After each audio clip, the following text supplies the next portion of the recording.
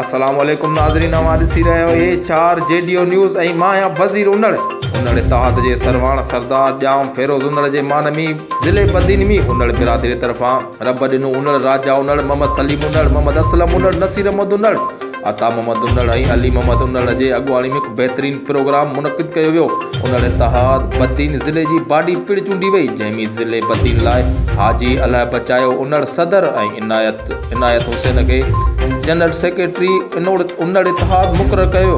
उन मौक़े ते आयल महिमाननि जिन में उनड़ इत्तेहाद ज़िले नवाबशाह जो सदर एहसानुल्लाह उनड़ ऐं तहलके सकरन जो सदर ज़मीर हुसैन उनड़ पिण मौजूदु हुआ। आयल महिमाननि खे उनड़ बिरादरी तरफ़ां सिंध जी सकाफ़त अजरकुनि जा तोहफ़ा पेश कया विया। सभिनी आयल महिमाननि खे उनड़ इत्तेहाद जे सरवाण सरदार जाम फेरोज़ ख़ान उनड़ ख़िताब कंदे चयो त बदीन जा उनड़ मुख़्तलिफ़ ज़िलनि खां आयल, चटे जा, मीरपुर जा, ॿियनि ज़िलनि खां आयल मुंहिंजा उनड़ भाइर राजपूत, अस्सलाम वालेकुम दोस्तनि सां पुछो त हिन जो मक़सदु कहिड़ो आहे। हिनखे जेको असां इत्तेहाद आहे, इत्तेहाद 1985 में ठाहियोसीं ऐं हलायोसीं। हींअर बि इन करे जो हींअर सोशल मीडिया जो दौर आहे, हर माण्हू राब्ते में आहे। उन वक़्त में राब्ता ॾाढा ॾुखिया, असां राब्ता कोन पिया करे सघियासीं। एतिरे क़दुरु जो जेके सादकाबाद इंडिया में आया, जैसलमेर जा जेके माइग्रेट थी उते आया। असांजो अॻे राब्तो रहियो पंजाब में जेके उनड़ हुआ, बलूचिस्तान जा उनड़ हुआ, हितां जा उनड़ हुआ। इहो राब्तो इन करे क़ाइमु न रही सघियो त उन वक़्तु जो टेलीफोन जो निज़ाम हो, कम्युनिकेशन जो जेको निज़ाम हो उहो इलाही कमज़ोर हो। राब्तो हर कंहिं माण्हू वटि फ़ोन न हुई, इन करे माण्हू पुॼी कोन सघंदा। हाणे त उहो दौरु अची वियो आहे जो हर कंहिं माण्हू वटि मोबाइल आहे, सभु को माण्हू राब्तो करे सघे थो ऐं हिकिड़ो ॻंढिजी सघे थो। उन वक़्त में जेके असां सदर कयासीं, इलाही जा त उमिरि जा वॾा थी विया, या त के वीचारा गुज़ारे बि विया, जान छॾे विया। हाणे इहा वरी असां जॾहिं सिलसिलो शुरू कयो त उहो नवाबशाह ज़िले खां कयोसीं। पोइ तंज़ीम साज़ी जी इलाही असांखे ज़रूरत महसूसु थी, जो तंज़ीम साज़ी सां 1986 85 खां पोइ कई करे काफ़ी वक़्तु गुज़री वियो, अञा नौजवान अची विया आहिनि। असां बि इहो चाहियूं था त तंज़ीम साज़ी मुकमिल करे इन अॻुवाणी बि नौजवाननि खे ॾियूं त हू पंहिंजे मुस्तक़बिल जो फ़ैसिलो कनि ऐं सुठे नमूने सां पंहिंजे क़ौम खे खणी हलनि। उनड़ क़ौम जी तारीख़ इलाही पुराणी आहे।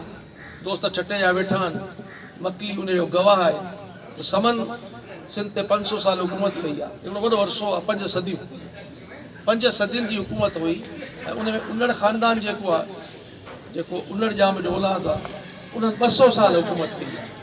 तव्हांजी हिकिड़ी अज़ीम तारीख़ आहे, हिकिड़ी वॾी तारीख़ आहे ऐं हिकिड़ी इहा वॾी क़ौम आहे जंहिं बादशाही कई आहे।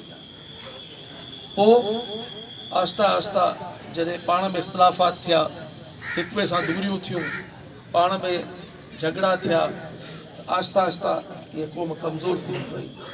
पोइ माण्हू पाण में विरहाइजी विया। तव्हां ॾिसंदव त जिथे बि उनड़ हूंदो, बेशक ग़रीब हूंदो, 2 या 5 ॿार ज़रूरु हूंदसि। को बि ईअं कोन्हे जेको अलाह पना जीअं रब ने जेको पिनंदो कोन हूंदो, मानी मछियारो ज़रूरु।